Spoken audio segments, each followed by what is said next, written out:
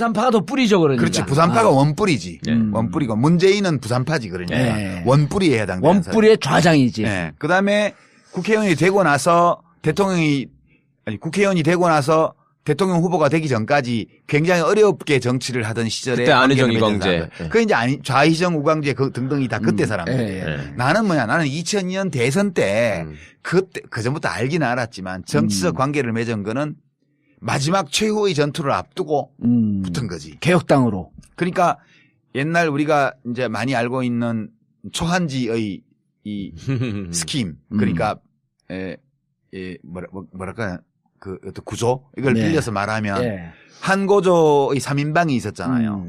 소하 장자방, 장량, 한신 이 세 사람이 이 3인방이에요. 근데 한고조가 미천한 시절에 동네 깡패 건달 시절에 30cm짜리 단도 하나 들고 다닐 때 그때부터 이 유방을 알아보고 따랐던 사람이 소하예요. 그다음에 장자방은 나중에 그 미천한 신분에서 벗어날 수 있게 해준 사람이에요. 장량은. 그다음에 맨 마지막에 합류한 게 한신이 소하의 추천으로 한신이 저 항우 진영에서 별 볼 일 없는 하급 장교로 있다가 이쪽 유방 진영으로 와가지고 그냥 총사령관이 돼버렸잖아. 그러고는 항우와의 결정적인 전투를 7번을 이겨요. 7번인가 그럴 거야. 모든 결정적인 전투는 다 한신의 책략으로 이겨요. 근데 나중에 어떻게 돼요? 소하는 재상이 돼가지고 천수를 누리면서 수십 년간 부귀영화를 누렸고요. 장량은 죽기 싫어서 도망갔어요. 무슨 승천하는 도술을 익힌다고 계속 사표를 내다가 결국 성공해서 도망쳤고요. 안 죽었어. 그다음에 한신은 자기가 공이 크다고 죽었죠. 계속 자랑하고 다니다가 유방 와이프한테 넘어가가지고 그 종탑에 목 잘려 죽었잖아요. 그러니까 그 차이예요. 그 차이인데 이 부산파의 정서는 노무현 대통령이 그냥 인권 변호사 시절에 맺어진 관계를 토대로 하고 있어요. 이제 뿌리가 제일 깊어. 그다음 안희정은 동업자예요. 노 대통령 표현에 따르면 문재인은 친구. 안희정은 동업자. 유시민은 자원봉사자.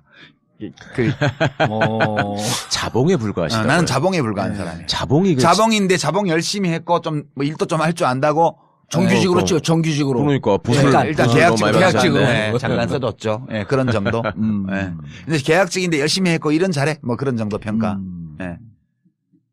자, 그러면 지금 그 문재인 그 부산파와 안희정 금강파 뿌리가 틀리잖아요. 뿌리가 틀리죠. 아니, 왜냐면 제가 양측을 뿌리가 다르지. 양측을 우리 이제 유 작가님한테 묻고 지금 이제 그 둘이 계속 갈등 관계가 어떻게 될 거냐라고 하는 게 무척 궁금해하는 사람들이 많아요. 그래서 양측을 다 깊이 취재를 해봤더니 완전히 이게 뭐 적대적 골이 아니라 완전히 다른 집안이야.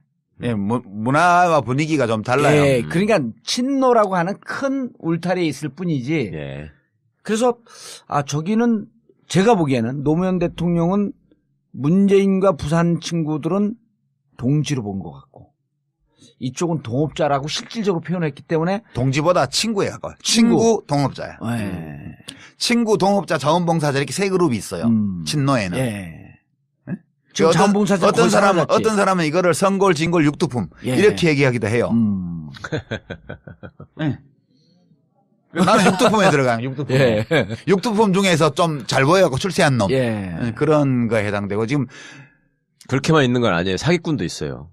겉으로 친노라고 하면서 알고 보면 그 팔고 다니는 놈들. 그게 제일 많아 지금. 많아. 아니 물론 족보 위조해서 만들어가지고 선골에 들어가기도 하고 진골에 들어가기도 해요. 근데 그건 다 표시나. 그러니까 지금 노무현의 친구와 노무현의 동업자가 지금 예선에서 경선을 치르게 돼 있어요. 양강구도예요 지금. 그리고 지금 더불어민주당의 후보 경선이 뭐 쇼트트랙이나 양궁 국가대표 선발전? 그냥 국가대표 되기가 어렵지. 되면은 바로 이제 금메달 따는. 나가면 금메달 따는 거는 이제 뭐 기정사실이고. 그렇게 돼 있는 관계라서 저는 뭐 그렇게 갈등이나 이런 것이 심해질 요소는 별로 없다고 봐요. 왜냐하면 이제 안희정이 1등이고 문재인이 2등이면 갈등이 깊어질 텐데 문재인이 이번밖에 기회가 없기 때문에. 근데 문재인이 1등이고 안희정이 2등이어서 문재인은 이번밖에 기회가 없지만 안희정은 다음에 또 있으니까 이런 요소들이 있기 때문에 갈등이 아주 심해지지는 않을 거라고 봐요. 갈등이 심해지지 않을 거다. 예, 뭐 심해질 이유도 별로 없고 서로 다 아는 처지에 글쎄, 뭐 싸우면 그게 얼마나 싸우. 왜 갈등이 있을 것 같아요? 봉 도사님은 보시기에? 저는 갈등이 심할 것 같아요. 그런 취지로 물어보시는 것 같은데 그러니까. 왜 갈등이 있어요, 그게? 아니 근데 왜 이제 저는 갈등이 있을 거라고 보는 게 본인들 사이하고 캠프 사이에서는 겉으로는 아주 조용한 척하는데 정중동 싸움이 세게 붙을 것이다. 그건 경쟁 관계인데 그러면 아니 그건 근데 뭐냐면 당연히지. 이거를 진흙탕 싸움으로 갈 것 같은 조짐이 보이는 거예요. 진흙탕까지 간다고요? 그러면 지금 이제 글쎄. 그냥 흙탕물 좀 튀기는 정도겠지. 문재인 후보는 이미 검증의 강을 여러 번 거쳤잖아요. 예. 근데 안희정은 지금 안 거쳤는데 네. 커뮤니티에서 계속 이제 안희정 까는 글들이 이제서야 올라오기 시작을 해요. 근데 문캠프에서 예. 안희정 후보를 검증하지는 않을 거예요. 그러니까 SNS 수사대들이 많잖아요. 예, 지금. 그건 시민들이 하는 거지. 그렇죠. 예. 그러다 보면 극렬 문바들이 하는 거지. 극렬 문바 그다음 극렬 안바가 붙다 보면 캠프까지 영향을 미치지 않겠냐 이렇게 보는 거죠. 그러기에는 후보자들이 잘 정리해야지 그런 거는 뭐. 아니 뭐 나오는 것도 사실은 진흙탕이라고 하기에는 좀 수준이 낮아요. 뭐 이명박하고 같이 웃으면서 사진 찍었다 이 정도지. 진흙탕이 되려면 뭐 그 정도는 애교지. 그러니까 뭐 마누라가 4명 있다. 있다더라, 뭐 사생아가 있다더라 이런 게 진흙탕이지. 금괴 김종남을- 숨겨놨다더라. 김종남을 죽인 게 사실은 나였었다. 봐. 금괴 얘기 정도는 나와줘야지. 그 수준 아니잖아. 13위도만요. 뭐가? 문재인 후보가 금괴 3개 보유량을 200톤? 200톤. 그러면 이번에 대선 전망을 좀 한번 해보시죠. 후보, 당내. 바뀔 것 같아요? 안 바뀔 것 같아요? 그런데, 그냥 추세를 보면, 예. 지지율 자체는 그냥 온 국민을 상대로 샘플링해서 조사했을 때, 예. 안희정 지사가 지금 올라가고 있죠. 20%에 육박한 걸로 나오잖아요. 돌파한 것도 있고. 하여튼 20% 수준에 걸쳐 있어요, 지금. 예. 그 문재인 대표는 30% 플러스 알파 이런 정도 있는 것 같고요. 격차가 별로 크지 않죠. 10명 중에 1명이니까. 예. 그런데 안희정 지사의 지지율 상승이 이 전반적인 거거든요. 그러니까 네. 야권 지지층에서만 네서만 한게 지지율이 아니라. 올라간 게 아니고 예. 거기서도 올라갔지만 중도층에서도 올라가고. 바른정당 뭐 심지어는 국민의당. 무슨 한 자유당 자유한국당. 뭐 이런 데서도 무당파층 이런 데서도 다 올라온 거예요. 예. 그러니까 경선에 참여할 정도의 강한 의지를 가지고 있는 시민들만 대상으로 놓고 보면 아직은 격차가 좀 크게 있는 편인 것 같아요. 그러니까 민주당 지지 성향 쪽에서는 예. 격차가 좀 크게 있다. 예, 그렇게 해서 하고 제가 주목하는 건 오히려 누가 이기냐 이런 것보다 더불어민주당이 이번에 경선 룰을 되게 잘 만들었더라고요. 아까 이제 일부에서도 제가 말씀을 드렸는데 예. 그냥 합리적이에요. 누구에게 유리하고 불리하고를 떠나서 정당이 건전하게 발전해 나가고 그다음에 대통령 후보를 선출하는 경선이 예. 공정하고 합리적으로 이루어질 수 있는 그런 규칙이에요. 제도적으로. 예. 그래서 추미애 대표의 집행부가 이 경선 규칙은 되게 잘 만들었다. 그리고 더불어민주당이 하는 모든 의사결정이 이 정도의 합리성과 상식을 가지고 앞으로 해나간다면 이 당은 좀 잘 될 수도 있을 것 같다. 난 좀 과거에는 굉장히 비관적으로 그렇죠. 봤거든요. 이 예. 당의 미래에 대해서. 근데 이번에 해나간 걸 보면서 되게 많이 정리가 됐구나. 그리고 내부에서 그런 이해관계에 따른 주장보다는 이제 상식과 원칙, 어떤 공정성에 대한 공감 예. 이런 것들이 꽤 커져 있는 것 같다. 당 내부에서. 예. 그런 점이 내부 사정은 모르지만 일단 경선 규칙이 나온 걸로 보면 그런 느낌이 와요. 그 점이 훨씬 중요하고요. 지금 여론조사만 보면 안희정이 나가든 문재인이 나가든 다 압도적으로 이기는 걸로 나오잖아요. 예. 그래서 이 경우에는 과거와 같은 이변이 나타날 가능성은 좀 더 적어요. 2002년도는 대세론 후보였던 문재인. 저 노무현.